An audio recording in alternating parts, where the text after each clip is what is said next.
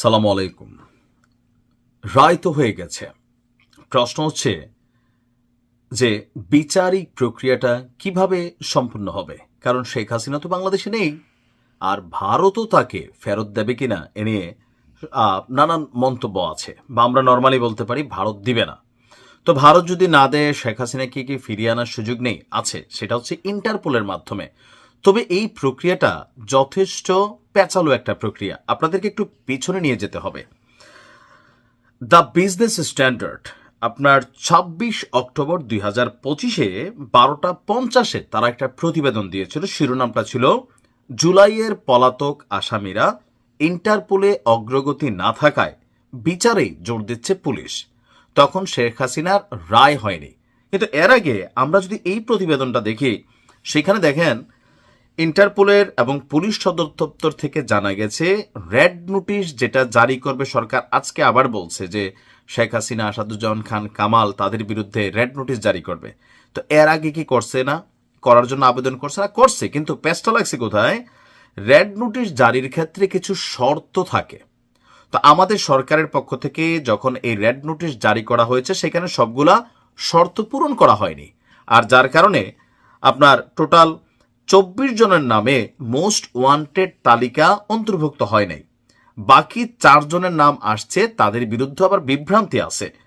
এই প্রতিবেদনটিতে আমরা দেখছি যে জুলাই আন্দোলনের পরিপ্রেক্ষিতে অন্তর্বর্তী সরকার দায়িত্ব গ্রহণের পর বাংলাদেশ কর্তৃপক্ষ যাদের বিরুদ্ধে রেড নোটিশ জারির অনুরোধ করেছিল, তাদের বেশিরভাগের ক্ষেত্রেই ইন্টারপোল থেকে এখনো ইতিবাচক সাড়া পাওয়া যায়নি।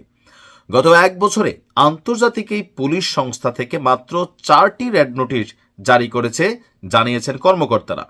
মোট ২৮ জনের বিরুদ্ধে রেড নোটিশ জারির আবেদন করেছিল সরকার, যাদের মধ্যে শেখ হাসিনা এবং তার সরকারের বেশ কয়েকজন মন্ত্রী, সিনিয়র পুলিশ কর্মকর্তা যারা দেশ ত্যাগ করেছিলেন। কিন্তু তাদের কারোর বিরুদ্ধেই ইন্টারপোল থেকে কোনো ব্যবস্থা নেওয়া হয়নি।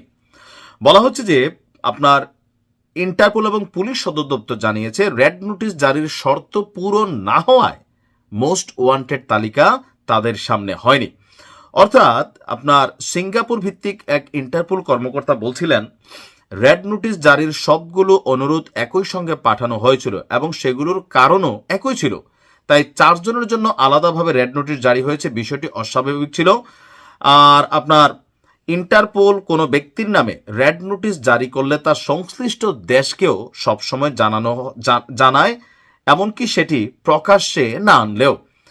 এমনকি বিজনেস স্ট্যান্ডার্ডের পক্ষ থেকে ইন্টারপোলের সাথে সরাসরি যোগাযোগ করা হলে তারা কোনো রকম মন্তব্য আলাদা দেয় নাই। তো এই প্রতিবেদনটা কেন সামনে আনলাম?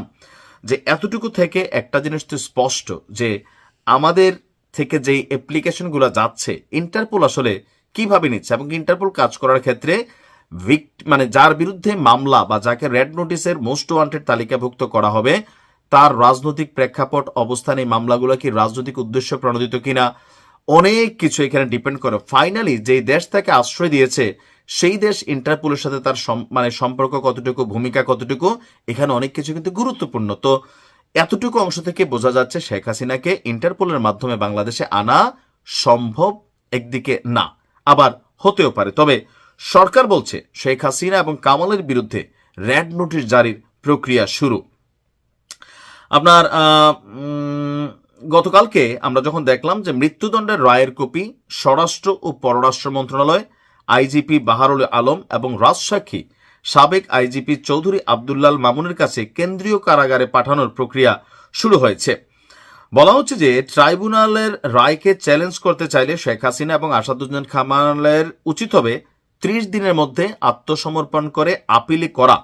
তা না হলে পররাষ্ট্র মন্ত্রণালয়ের মাধ্যমে ইন্টারপোলকে তাদের মৃত্যুদণ্ড সাজার বিষয়ে জানানো হবে। এখন জানানো আর হচ্ছে আনা, এটা আকাশ পাতাল পার্থক্য আছে। ইভেন আপনি গত কয়েক মাসের কি বলা হয় যে ডেটাবেস যদি দেখেন, যাদের বিরুদ্ধে ইন্টারপোলের চিঠি পাঠানো হয়েছে, একজন সাধারণ আওয়ামী লীগের নেতা কর্মী বা এমপি, তাদেরকেও কি সরকার ফিরিয়ে আনতে পারে নাই। আওয়ামী লীগ যখন ক্ষমতায় ছিল তারাও অনেককে, বিশেষ করে তারেক রহমান সহ অনেককে বাংলাদেশে ফিরিয়ে আনার জন্য ইন্টারপোলকে ব্যবহার করার চেষ্টা করেছে, কিন্তু তারা দেয় নাই, কারণ জানতো যে এগুলা রাজনৈতিক মামলা। আর ইন্টারপোলের মোস্ট ইস্যুর মধ্যে কিছু আছে, ধরেন খুবই প্রায়োরিটি মামলা, মার্ডার কেস সরাসরি থাকে না ওই লেভেলের, কিন্তু যখনই সারা পৃথিবীতে এখন হয় কি, বিশেষ করে ভারত, বাংলাদেশ, পাকিস্তান, এখানে সরকার পতন হলেই একদল আরেক দলের বিরুদ্ধে মার্ডার মামলা দেয়, তার বিরুদ্ধে ফাঁসির রায় দিয়ে ফেলে, আবার সরকার পতনের সাথে সাথে সেই ফাঁসির রায় ঝইরেও যায়। এগুলো হচ্ছে বাংলাদেশের বাস্তবতা। তো যারা ইন্টারপোলে কাজ করে তারা এগুলো বোঝে।